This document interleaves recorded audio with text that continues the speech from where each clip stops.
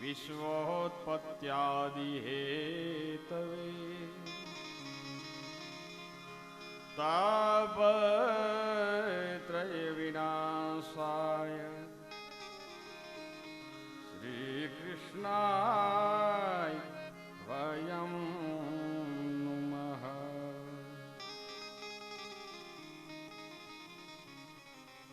वसुदेवसुतं देवं कंसचारूर्णमर्दनम्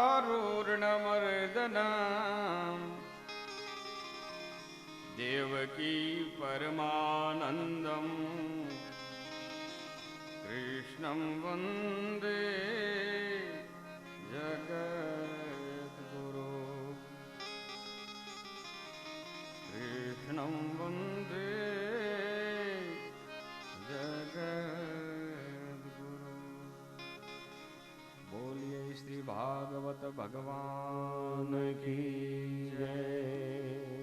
श्री आपेश्वर महादेव की जय।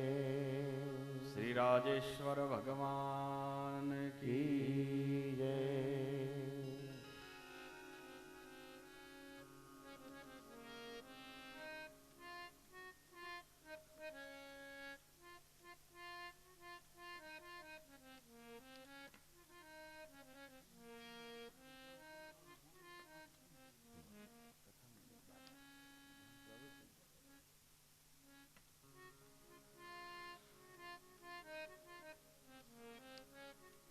परम वंदनीय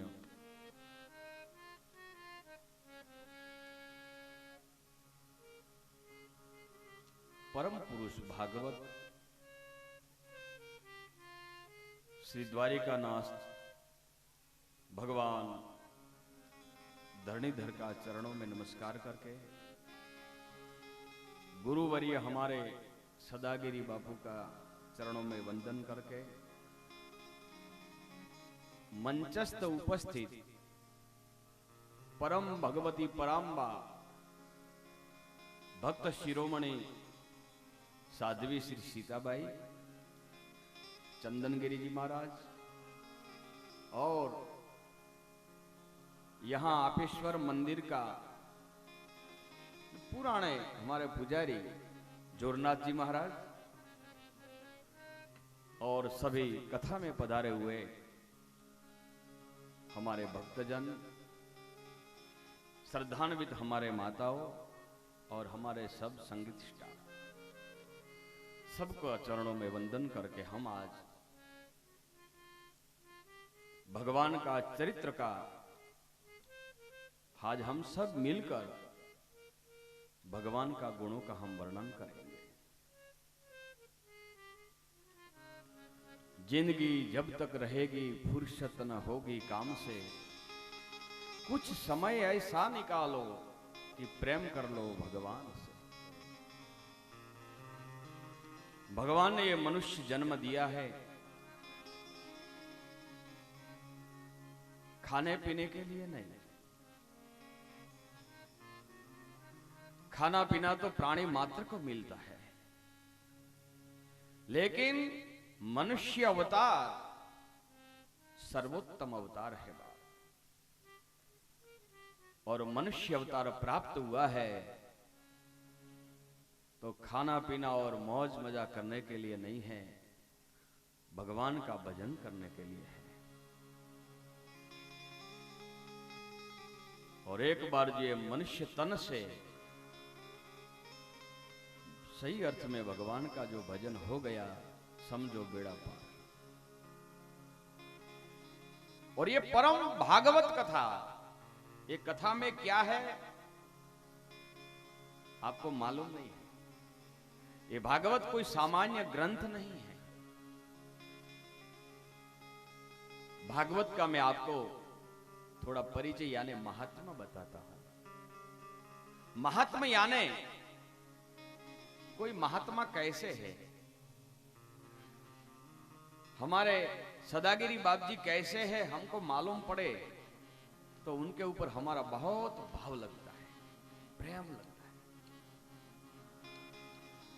वो तपस्या करते हैं, हमारे सीताबाई बैठकर माला करते हैं तो हम उनके चरणों में जाते हैं। कैसे है, उनका स्वभाव कैसा है, वो सब देखना पड़ता है। तो भगवान कौन है, भगवान का काम क्या है, ये सब भागवत में 7 दिनों में ये मैं कथा आपको सुनाऊंगा।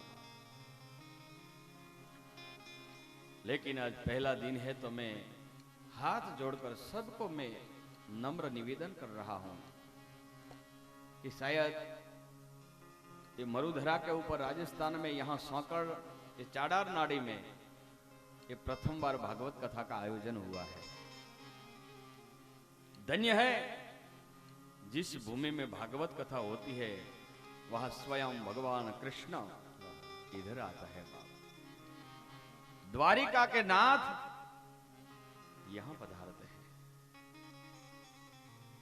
न जाने किस रूप में नारायण मिल जाए, वैसे हमारे संत महात्माओं में भगवान निवास करते हैं और उनका चरण स्पर्श करना मात्र से हम पवित्र हो जाएंगे। दूसरा, मैं कथा के बीच में थोड़ा गुजराती भी आपको सुनाऊंगा। तो क्या है कि थोड़ा आपको भी गुजरात की बॉर्डर के आप बिल्कुल नजदीक बैठे हो तो गुजराती भी समझ में आएगी। कोई भजन है, कोई ऐसा कोई महात्मा है, मैं कभी कभी बीच में सुनाऊंगा। लेकिन ये कथा हिंदी में रखी गई है और हिंदी हमारी मातृभाषा है।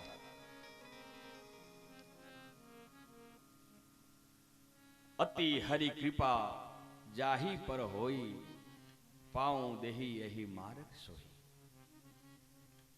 जिनके ऊपर अति हरि कृपा है, उनको ही हरि कथा सुनने का अवसर प्राप्त होता है।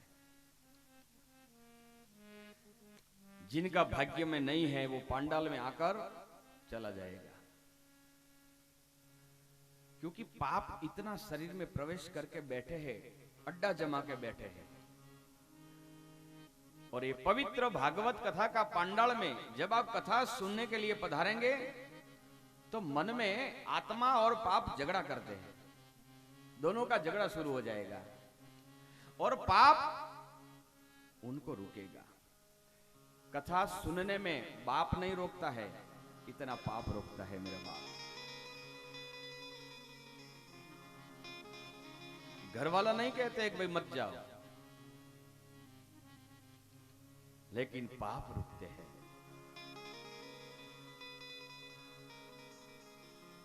जंगल में सिंह की जो त्राड़ सुनने के बाद मृगला जैसे कांपते हैं, वैसे भागवत कथा का शब्द सुनकर तुम्हारे हृदय में बैठे हुए पाप तड़पते हैं कि हम मर जाएंगे। और भगवत चरित्र सुनने के बाद तुम्हारा पाप नष्ट हो जाएगा और तुम्हारा मन पवित्र हो जाएगा। और जब मन पवित्र हो गया, समझो भगवान में मन लग जाएगा, और भगवान में जब मन लग जाएगा, समझो बेड़ा पार हो जाएगा। लेकिन एक बार ध्यान से भगवान की कथा जरूर सुनो मेरे बाप। और इसलिए मैं बोलता हूं कि जिंदगी जब तक रहेगी, अरे जिंदगी जब तक रहेगी, फुर्सत न होगी काम से। अरे कुछ समय ऐसा निकालो कि प्रेम कर लो भगवान से। जिंदगी मिली है काम करने के लिए और खाने पीने के लिए नहीं मेरे बाप। जिंदगी मिली है तो 7 दिन हमारे गुरु महाराज सदागिरी और सीताबाई ने ऐसी कृपा करके भागवत कथा सुनने का अवसर प्राप्त किया है। छोड़ो वाद विवाद, भगवान का भजन में लग जाओ प्यारे। और एक बार सच्चा मन से जो भगवान में मन लग गया, समझो बेड़ो पार। और जब तक राम कृपा ना हो, तब तक कथा सुलभ नहीं होती है। कितनी बड़ी भगवान की कृपा होती है, तो भगवान की कथा सुनने का अवसर होता है। कई लोग तो भागवत कथा सुनने का तैयारी करते हैं, लेकिन भाग्य में कथा नहीं होती है, तो कोई भी विघ्न आते हैं और कथा सुनने का अवसर नहीं मिलता है। हमारे एक भगत थे, मेरी एक बार अहमदाबाद में कथा थी बाप जी, तो भगत ने फोन पे बताया कि बाप जी आपकी कथा सुनने के लिए बस हम थन गने हैं, तैयार है, आप कब पधारे हम आपकी कथा सुने। और ये मगसर महीना, इतनी ठंडी, कथा का सुबह का टाइम था 9 बजे, बेचारा जल्दी जल्दी उठा, ठंडा पानी में स्नान किया, कान में धाक पड़ गई, कान बंद हो गया, बेचारे को सुनने का अवसर भी नहीं हुआ। कथा पंडाल में आवे, महाराज जी क्या बोले पता नहीं। और कथा का अंतिम दिन में जब पोथी यात्रा हुई और किसी ने फटाकड़ा फोड़े, वो आवाज से उसका पर्दा पचा खुल गया, बाद में नाचने लगा। भगवत कथा भाग्य के बिना नहीं मिलती है मेरे बाप। तो भगवान अति कृपा करे तो ये भगवत कथा सुनने का अवसर आता है। श्रवण, कीर्तन और स्मरण, ये तीनों भगवान का अंग है, और कली काल में एक ही साधन है। यहां से कहा गया है कि कुछ वर्षों के अंत में ही हर ऋषि मुनि भगवान का स्मरण करते करते भवसागर तर गए हैं। महापुरुषों ने भी बताया कि सत्संग जो है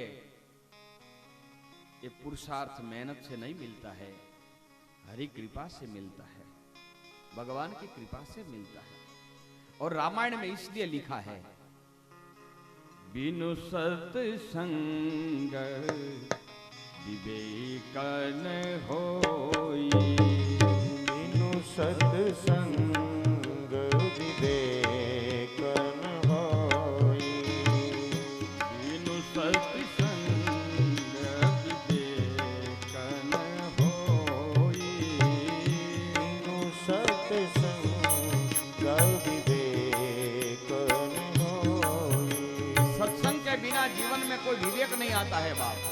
और जीवन जीने का विवेक लाना है तो सत्संग करो, कथा सुनो।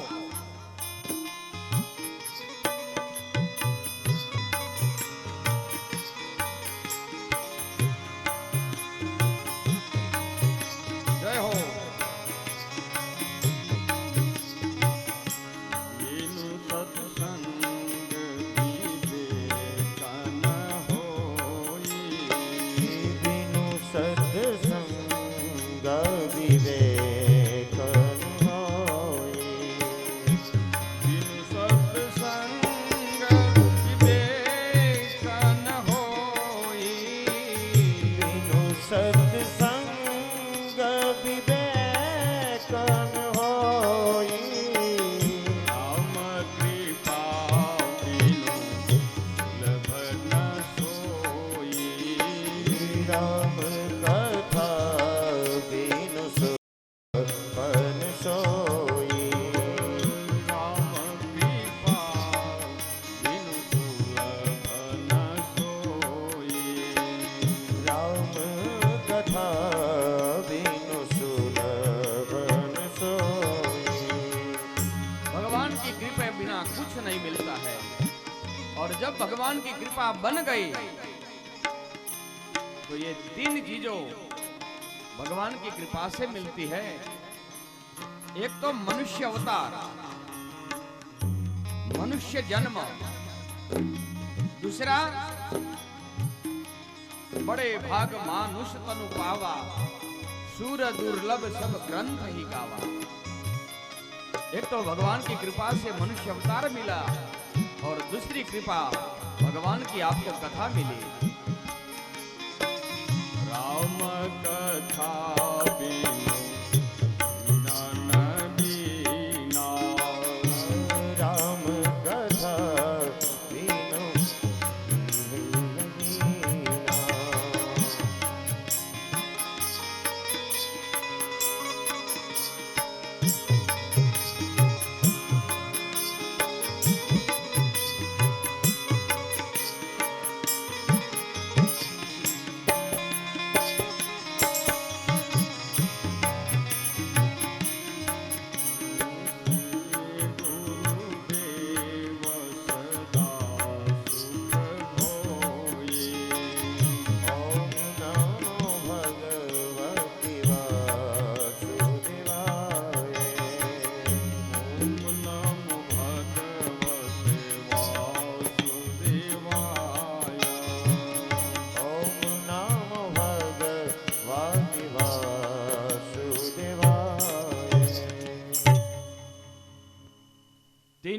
है मेरे बाप भगवान की कृपा से प्राप्त होती है। एक तो मनुष्य अवतार, दूसरा भगवत कथा का सत्संग और तीसरा महापुरुष संश्रय। ऐसे महापुरुषों का संग, महापुरुषों का जो संग मिल जावे तो समझो बेड़ा पार हो जावे।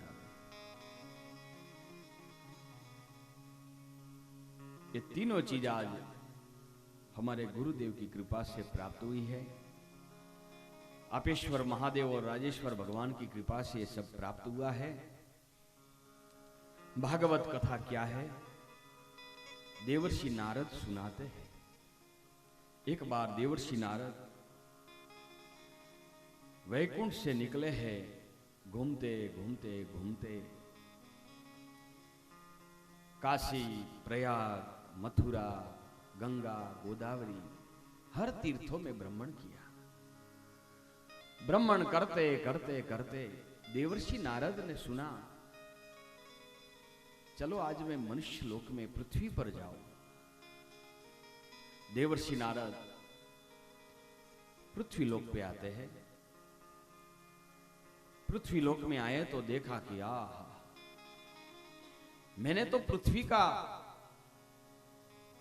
बहुत अच्छा नाम सुना था, लेकिन आज पृथ्वी में तो इतना कलिकाल से, कली का प्रभाव से पाखंड प्राप्त हुआ है। लोग हरि कीर्तन से विमुख हो गए हैं। खाना पीना और आनंद करना, बस वही भगवान का भजन हो गया है। देवर्षि नारद ने देखा इतने झगड़ा टंटा, जहां देखे त्यां अशांति फैली। देवर्षि नारद ने विचार किया कि हम तो ये पृथ्वी को उत्तम जानकर यहां पधारे, लेकिन वैसा तो कुछ मैंने देखा नहीं, क्या करें। देवर्षि नारद काशी, मथुरा, प्रयाग वहां से विचरते विचरते, घूमते घूमते दक्षिण भारत से निकले और आए गुजरात में। गोदावरी तीर्थ, गोदावरी नदी है, वहां एक स्त्री बैठी है। वो तरुणी है, यानी 20 साल की तरुण अवस्था में वो बैठी है स्त्री। उनके अगल बगल में उनका 2 पुत्र है। वो वृद्धावस्था में, यानी घड़पण अवस्था में वो सो रहे हैं। देवर्षि नारद ने देखा, कौन है ये?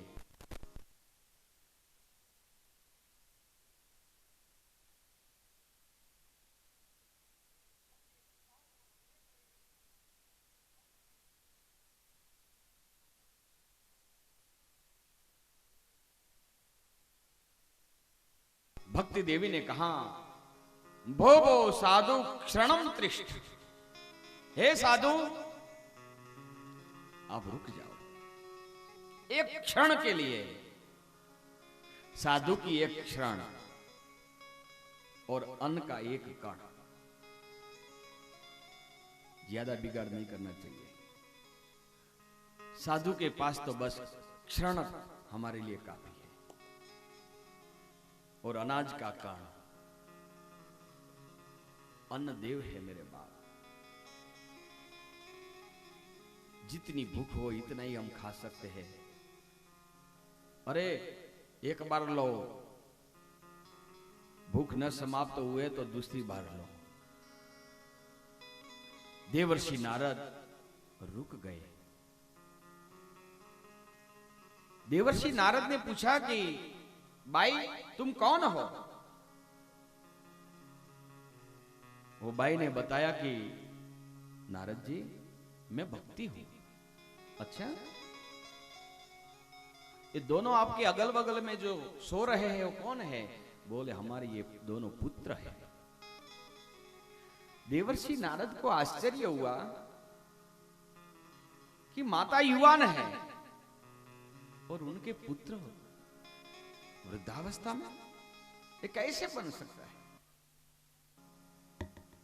विचार किया, पूछा, मैया ये बात हमारा दिमाग में नहीं बैठती। आप युवान हो, जुआन हो, और अगल बगल में आपके जो दो पुत्र हैं वो वृद्धावस्था में। अरे देवर्षि नारद, वही तो हमारा दुख का कारण है।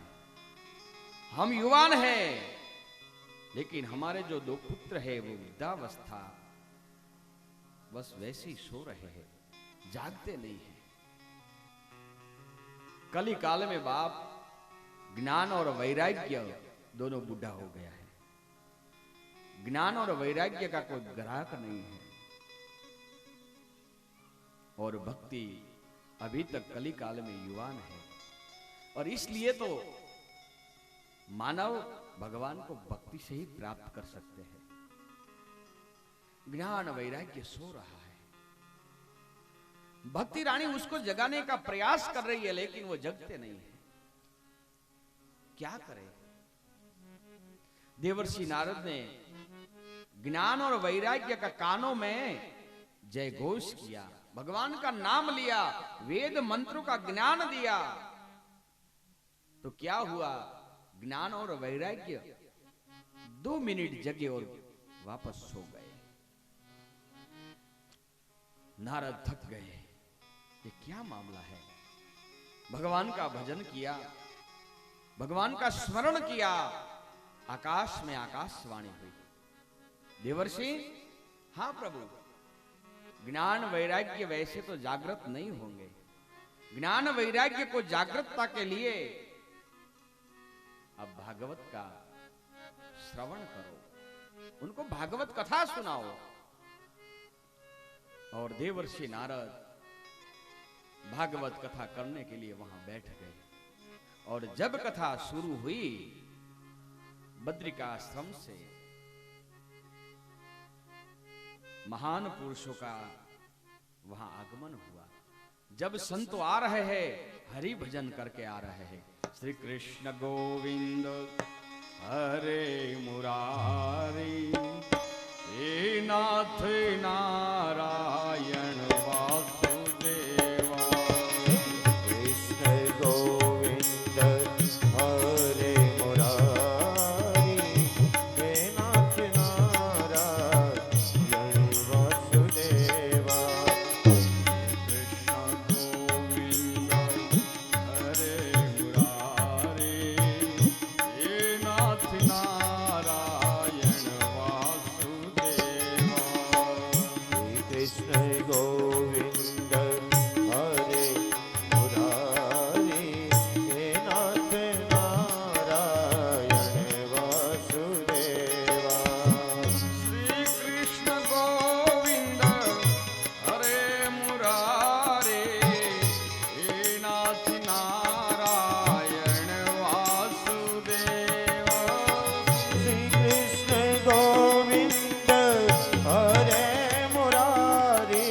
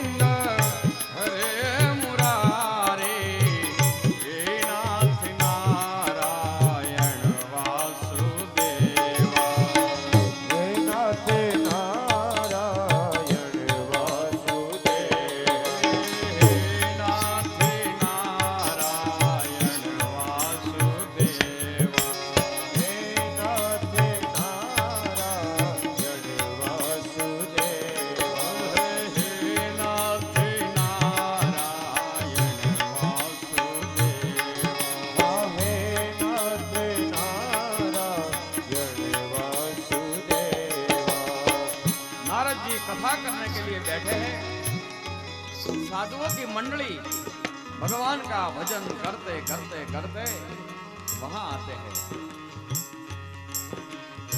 साधु संत बैठ गए। भागवत कथा जब पूरी हुई, ज्ञान और वैराग्य जागृत हो गए। नारद ने दोनों का सिर पर हाथ रखा। ज्ञान और वैराग्य फिर बाल्यावस्था उनको प्राप्त हो गई और ज्ञान वैराग्य दोनों नमस्कार करके हर एक संत का हृदय में पुनः बैठ गए।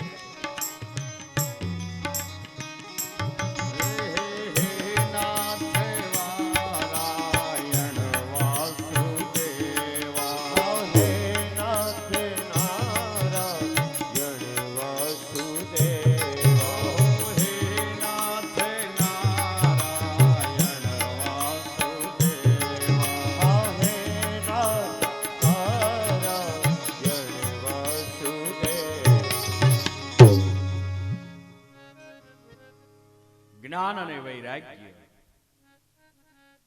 कई बार तो हमारा जीवन में भी ऐसा संयोग होता है, संसार में रहकर हमारा भी ज्ञान और वैराग्य निर्बल हो गया है। और ऐसे हमारे सदागिरी जैसे कोई महात्मा जो मिल जावे, हमारा ज्ञान और वैराग्य फिर से जागृत हो जाता है।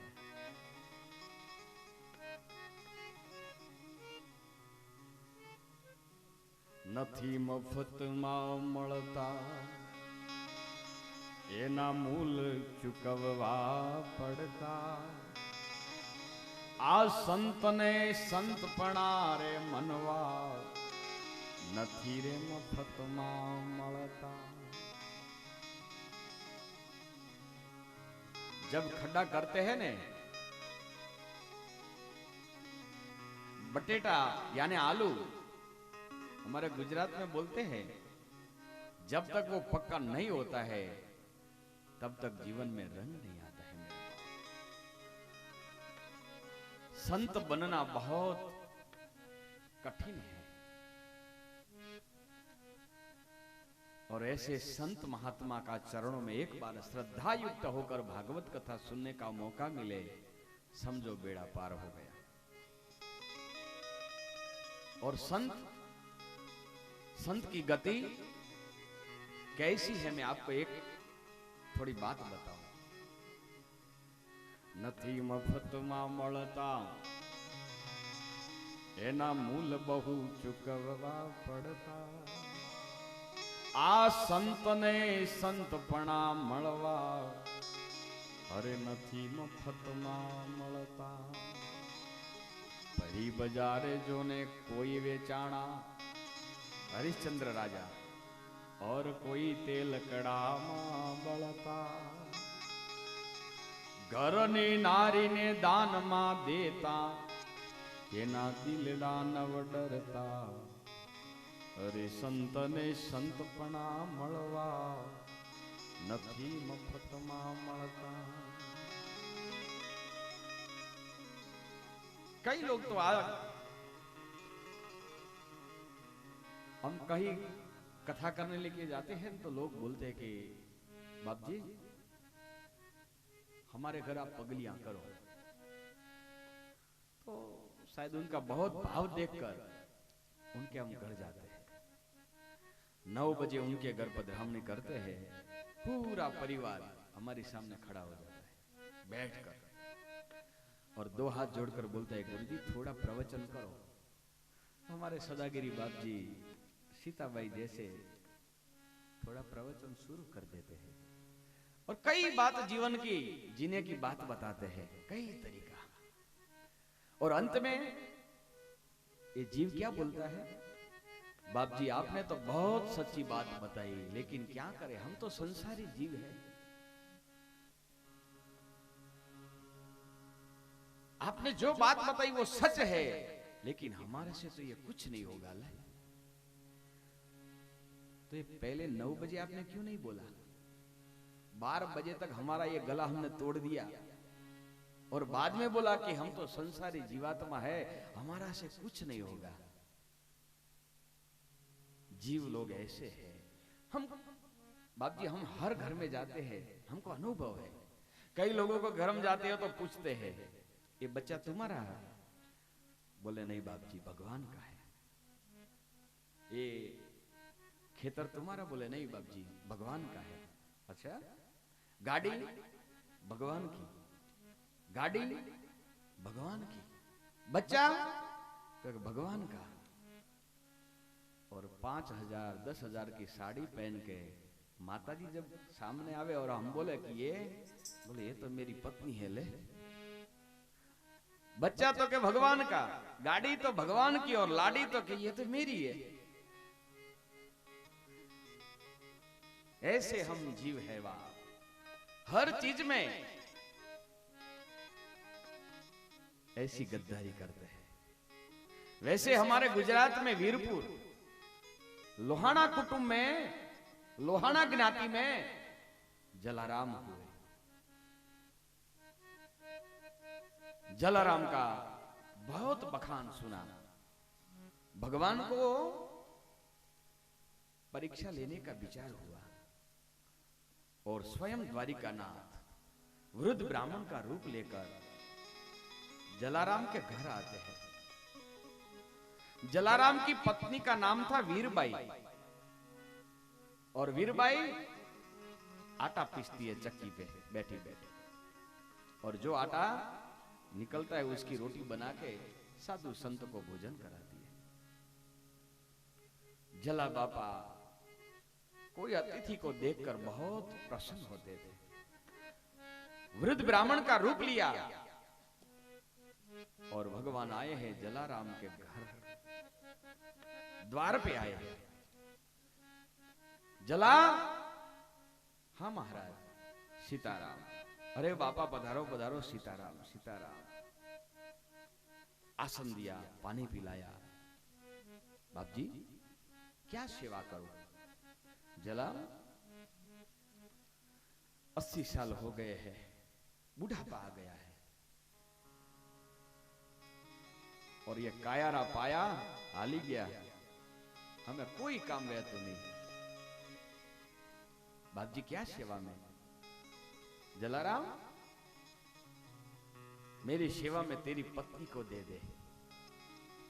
और जलाराम ने क्या हिम्मत बताई बाप, उनकी पत्नी को बुलाया। वीरबाई, हाँ भगत जाओ इस संत की सेवा में चले जाओ मेरे बाप। और वीरबाई भगवान की सेवा में चली गई, महात्मा की। भगवान बैठे बैठे विचार करने लगे कि आया हूं परीक्षा लेने के लिए, लेकिन आज परीक्षा तो मेरी हो रही है।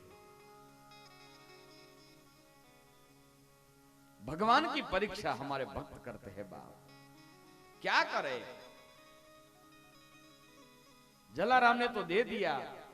भगवान लेके थोड़ा गांव के बाहर गए और वीरबाई को चरणों में साष्टांग प्रणाम किया।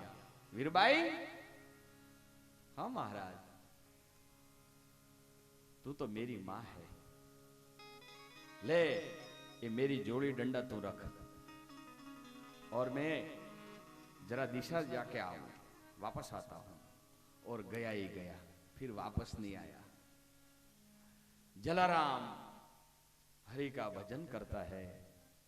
गायो शाम हो गई, वीरबाई अकेले बस जंगल में बैठकर रड़ती है।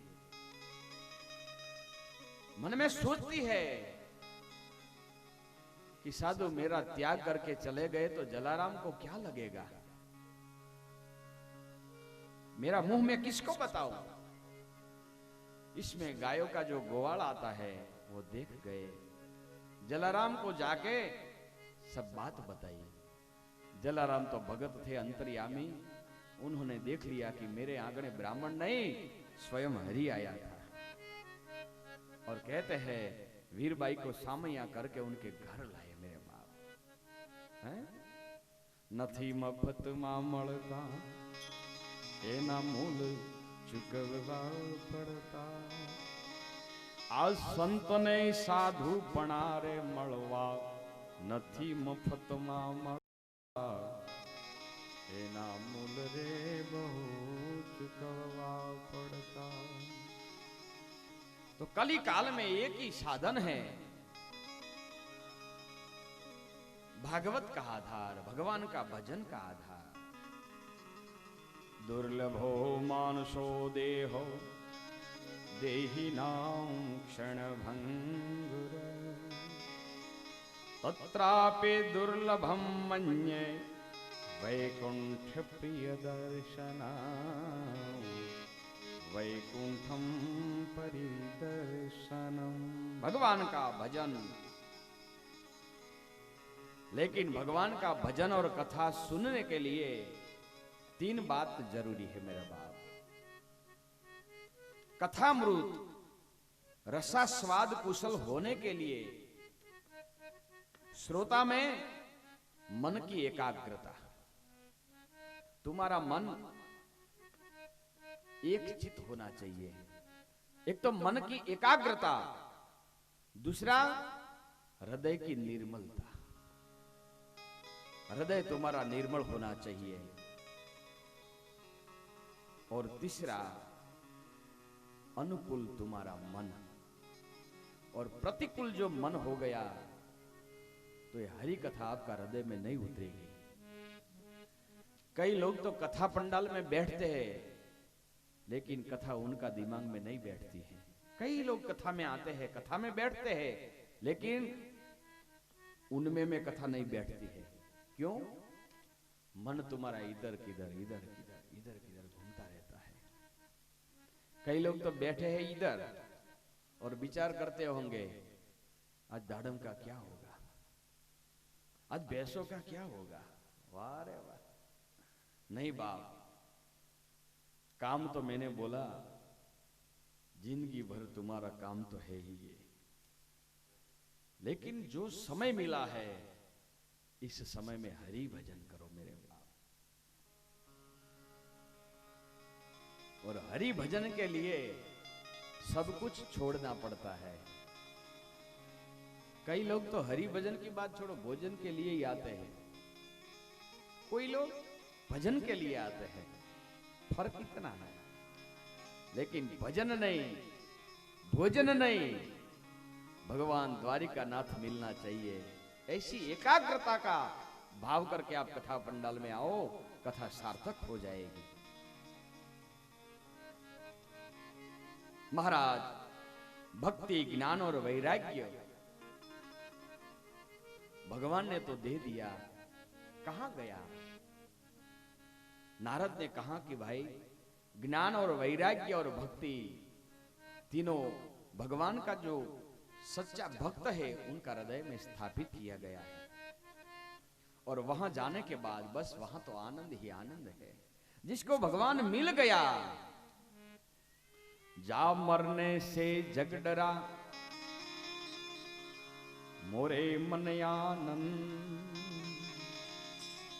कब मरी हूं कब बेटी हूं पूरन परमानंद। मरना मरना नहीं है, मृत्यु मृत्यु नहीं है, मालिक का बुलावा। संसारी जीव तो मरने से डरे, लेकिन जिनको भगवान के प्रति भाव हो गया है वो मरने से नहीं डरे। ये भागवत कथा कैसे मरना है वो हमारी कथा आपको सिखाएगी, और जीवन में कैसे तरीके से जीना है वो रामायण सिखाएगी बाप। हाँ? जीवन कई रीते जीवવું वो रामायण શીખવાડે, અને કઈ રીતે મરવું वो भागवत। मरवाનું तो दरेक ने है बाप, सबको गुजर जाना है, लेकिन मरो ऐसे कि फिर मरना न पड़े, और फिर मरना न पड़े तो फिर जन्म लेना न पड़े, और फिर जन्म न लेना पड़े। समझो भगवान का चरणों में तुम्हारा मन स्थित हो जाएगा। इसलिए बाप, मरने से नहीं डरो, भगवान का भजन का आनंद लो। भगवत कथा सुखदेव जी महाराज को ये मिली है बाप। एक बार भगवान शिव और पार्वती बैठे हैं। भवानी शंकरो वंदे श्रद्धा विश्वास रूपिणो याभ्यां विना न पश्यन्ति सीता स्वान्तस्त्वमीश्वरो। मां जगदम्बा पार्वती भगवान महादेव को कहती है, प्रभु आप मुझे हरि कथा सुनाओ। मां पार्वती भगवान शिव जी का स्वयं मुख से कथा स्वाद चखते हैं। एक बार नारद मां पार्वती के पास आए। पार्वती को नारद जी ने नमस्कार किया। नारद ने मां पार्वती को कहा कि मां आपको महादेव जी हर रोज कथा सुनाते हैं, लेकिन कभी अमर कथा सुनाई? अरे नारद, अरे हां मैया आपको नहीं मालूम है अमर कथा कैसी है? नारद, अमर कथा ऐसी है कि एक बार जो सुन ले तो फिर मरना नहीं पड़ता है। और अमर कथा किसको सुनाई आपको पता नहीं है? बोले क्या? बोले पहला प्रश्न भगवान शिव को करना कि महादेव आपके गले में जो ये खोपड़ियों की जो माला है, मुंड माला, वो किसकी है? महादेव आपको नहीं बताएंगे, और नहीं बतावे तो समझना कि आपको अमर कथा नहीं सुनाई है। नारद जी आग लगा के चले गए। और कई लोग देखना पति पत्नी सुख शांति से जीवन जीते हैं, तो कोई लोग जीने नहीं देते हैं, नारद वेड़ा करते हैं, किसी का संसार में आग लगा के चले जाते हैं। हमारे जीवन में कई ऐसे नारद घूम रहे हैं। तो नारद आए, मां पार्वती को बात बता के चले गए, और महादेव जी जब बैठे हैं तब मां पार्वती उनके पास गई। प्रभु, हां देवी, मुझे पहले तो ये बात बताओ कि आपका गले में जो एक खोपड़ियों की मुंड माला है वो किसकी है? अरे देवी छोड़ो ये बात। बोले नहीं, मुझे बताओ। भगवान शिव ने कहा कि देवी, ये सुनने के लिए आपको अमर कथा सुननी होगी। बोले मुझे कथा सुनाओ।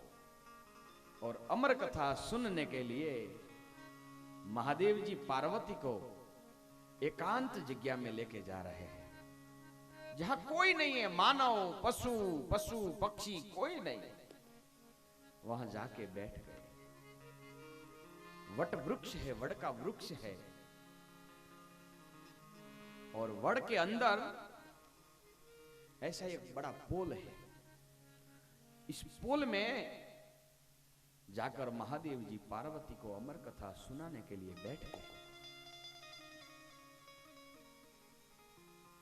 कथा शुरू हुई, सब पशु पक्षी को उड़ा दिया, लेकिन एक पोपट का जो इंडा था वो वैसे पड़ा था। भगवान महादेव ने अमर कथा सुनाई तो इंडा में जीव आ गया। और कौन था? सुख यानी पोपट। पोपट का इंडा था, उसमें से पोपट निकला और अमर कथा की बात लेके वो भाग गया। महादेव ने पार्वती को बोला कि गजब हो गया, जो ये अमर मंत्र जगत में सुनाएगा तो ये अमर मंत्र का महत्व नहीं रहेगा। भगवान महादेव एक बाज पक्षी का रूप लेकर पोपट के पीछे दौड़े, और पोपट सुत जी महाराज का जहां आश्रम था वहां जाके सुत जी की पत्नी का गोद में जाके बैठ गया। महादेव आए, महादेव की दृष्टि उनके ऊपर पड़ी और बोलते हैं, सुत जी महाराज की पत्नी से साक्षात भगवान सुखदेव जी का अवतार हुआ। बोलिए सुखदेव जी महाराज की जय हो। भागवत में सुखदेव जी महाराज की कथा आपको पता है कि परीक्षित महाराज को एक ब्राह्मण का श्राप हुआ, 7 दिनों में उसका मृत्यु है। और 7 दिनों में मेरा उद्धार कैसे हो सकता है, इसलिए वो भागवत कथा का आश्रय करता है। हमारे लिए भी बाप 7 दिन बाकी है, न जाने किस रूप में कल क्या होगा। अरे कल का क्यों, आज का ही पता किसी को नहीं है। कल क्या होगा वो तो किसी को पता नहीं है। परीक्षित महाराज, उसको ऐसा मालूम था कि हमारा 7 दिनों में मृत्यु है और हमको तो कल का भी पता नहीं है। तो सावधान हो जाओ मेरे बाप, अभी समय बचा है, कल क्या होगा। और 7 दिनों में मृत्यु। शनि रवि ने मंगल, चौथा बुधवार, गुरु 5वां, 6ठा शुक्र और 7वां शनिवार। 7 बार और 7 दिनों में हमारा मृत्यु एक दिन निश्चित है। और 7 दिनों में परीक्षित महाराज का मृत्यु है। तो विचार करता है कि 7 दिनों में तो हम भगवान का चरणों में जरूर चले जाएंगे। इसलिए सुखदेव जी महाराज के पास भगवत कथा सुनने के लिए वो चले गए। तो हमारे लिए तो ये जीवन में कल क्या होगा उनका पता नहीं है। तो प्यारे, जितना समय मिला है इतना समय में भागवत कथा सुन लो। और भागवत कथा जो एक बार आपने सुन लिया, तुम्हारा कई जन्मों का पाप जो है वो नष्ट हो जाएगा।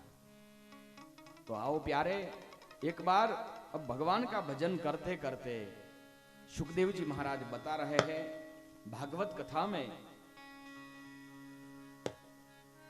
आत्मदेव ब्राह्मण की यहां कथा आती है। ये कथा के पहले एक बार फिर से हम भगवान का हरि भजन करें। देखो, भगवत कथा में कली काल में एक ही साधन है, हरि नाम। सतयुग में बड़े बड़े महात्माओं ध्यान, योग, जप ऐसे करते थे। अब कली काल में तो हमारा मन ध्यान में नहीं लगेगा। तो आया द्वापर। द्वापर में पूजा अर्चना से भगवान मिलते थे। त्रेता में योग, और अभी कलयुग है। कलयुग में भगवान ने बताया कि केवल कीर्तन से परमात्मा प्राप्त होगा। तो आइए, केवल कीर्तन से भगवान मिलता है। तो एक बार भाव और श्रद्धा के साथ राधे राधे राधे श्याम से मिला दे, राधे राधे राधे श्याम से मिला दे, राधे राधे राधे श्याम से मिला दे, राधे राधे राधे श्याम से मिला हे श्याम से मिला दे, घनश्याम से मिला दे, श्याम से मिला दे, घनश्याम से मिला हे श्याम से मिला दे, घनश्याम से मिला दे। श्याम से मिला दे, घनश्याम से मिला दे। तो राधे राधे राधे श्याम से मिला दे, राधे राधे राधे श्याम से मिला राधे राधे राधे श्याम से मिला दे, दे, राधे राधे